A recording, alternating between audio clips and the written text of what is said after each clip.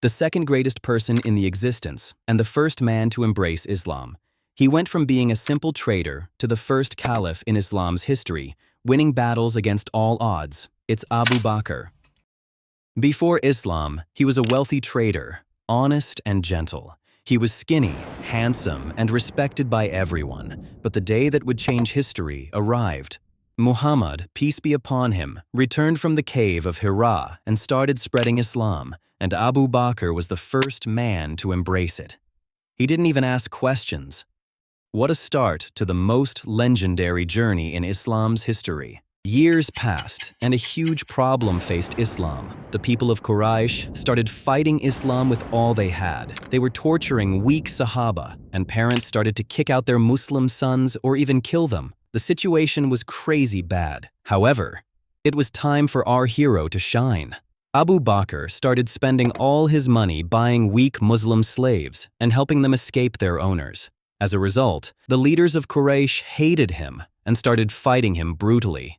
They beat him, and he nearly passed away because of the severe blows to his face, but he stood like a mountain and helped Islam with everything he had. However, the life of Muslims would shift badly. The Quraysh leaders decided to besiege the Muslims from the Prophet's tribe in a valley near Mecca for 3 long years. They banned anyone from trading or marrying with them. It was guarded by strong soldiers so that no food would reach the Muslims, forcing them to eat tree leaves and animal skins just to survive the intense hunger. Nevertheless, Abu Bakr risked his life and spent a huge chunk of his money to give the Muslims food. He and Umar ibn al-Khattab would sneak into the valley under the cover of night. But what if the soldiers saw them? No problem. Umar was enough to make them run like cowards. He was a strong, fearless knight. After these hard years, al-Faraj, the relief, finally came. The Muslims were free again, but something big was cooking. The Quraysh planned to assassinate the Prophet in his sleep. So Allah commanded him to migrate to Yathrib, and of course Abu Bakr would go with him. After walking for long distances through the burning desert, they felt they were being chased by fierce horsemen from Quraysh who wanted the 100 camel reward for their heads. They entered the cave of Thar, and after a couple of miracles, like a spider web spinning across the entrance and a dove laying eggs, the duo arrived safely in Medina. The people of Medina were celebrating. After arriving in Medina, Abu Bakr was paired with Ibn Zayd, and he immediately started trading in the market to get his fortune back, but peace wouldn't last long. After only 1 year, the Muslims faced the Quraysh again at the Battle of Badr. This time, Abu Bakr fought like a beast, cutting the people that once hated him until he nearly passed away. The Muslims were outnumbered, but Allah granted victory for them.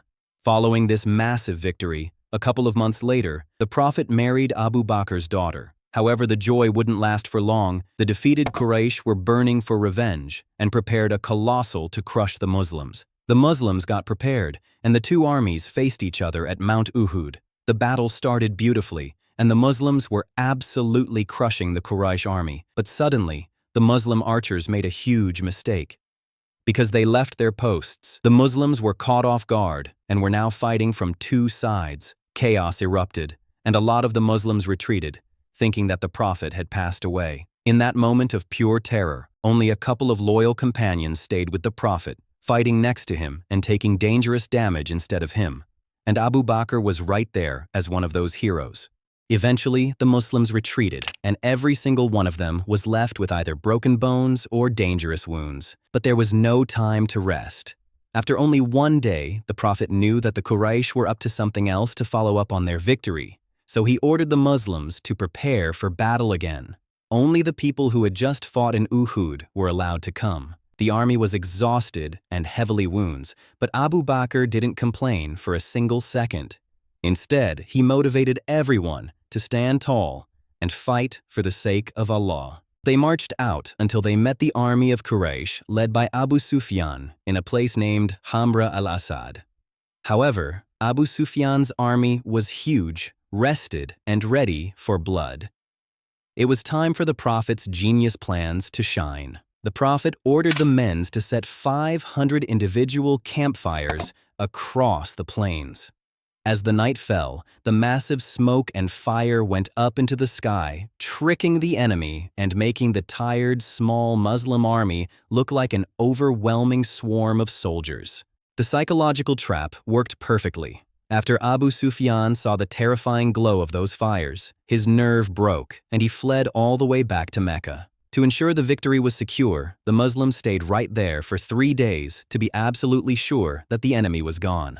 However, only 1 year later, the Quraysh came back. This time, they formed a massive alliance and prepared a colossal army of 10,000 soldiers to besiege Medina. In this critical moment, the Prophet trusted Abu Bakr completely, appointing him as the commander over one of the most dangerous parts of the defense. He commanded his men perfectly, holding the line with absolute precision so that no one could breach the city, until Allah finally sent a violent wind that forced the Quraysh to flee in panic. By the 6th year after the Hijrah, the Muslims had secured a peace treaty with the Quraysh. With their southern border safe, they turned their attention to one of Islam's greatest enemies, the Jews, who had tried to assassinate the Prophet and had funded the Quraysh during the siege of Medina. The Muslims had to take immediate action, leading directly to the legendary Battle of Khaybar. The Prophet assigned Abu Bakr as the leader of the front line. Consequently, he physically led the intense engagement between the Muslims and the guards of Khaybar's castle, fearlessly driving his men against the heavy enemy garrison. But the success was short-lived. This was because a dangerous food shortage suddenly hit the Muslim camp. People were starving, and the entire situation was completely messed up, but our hero stepped in to help manage the supplies. Eventually, after breaking through the first fortress, the Muslims successfully looted food from the enemy's stores. As a result, this fueled them to continue the brutal siege until Allah finally granted victory to the Muslims.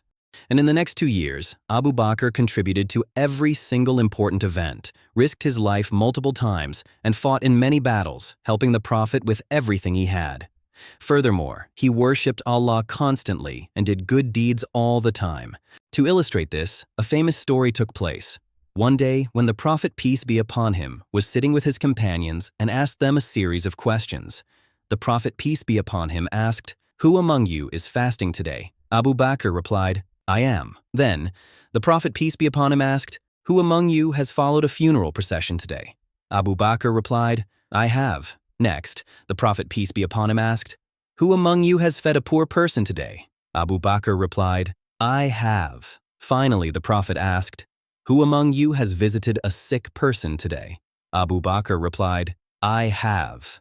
Upon hearing this, the Prophet Muhammad, peace be upon him, said, "These qualities never come together in a single person except that he will enter paradise."